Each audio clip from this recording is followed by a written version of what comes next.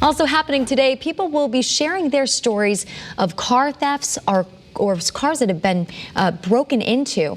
This type of crime has been playing out in literally every corner of the state lately. So that's why lawmakers have drafted some bills to tackle this issue. And there will be a public hearing on those proposals today. Channel 3 Eyewitness News reporter Roger Susanna joins us now live in Wethersfield. And Roger, we're hearing a lot of people are expected to speak. And you're in Wethersfield, one of those towns that was hit by a lot of car break-ins and thefts, huh?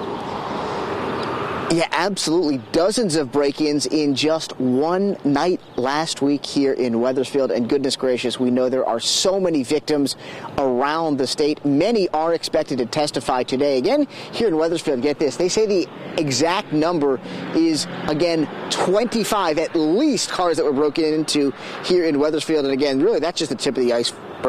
Law enforcement agents and town leaders across Connecticut say they're dealing with a dramatic spike in car thefts and break-ins. The problem seems to have gotten worse since the pandemic began. Lawmakers on both sides of the aisle agree something must be done, but they don't see eye to eye on the solution. Democrats have a bill on the table that would allow local police to hold juvenile suspects overnight, so they would have to spend at least some time in jail after committing these kinds of crimes.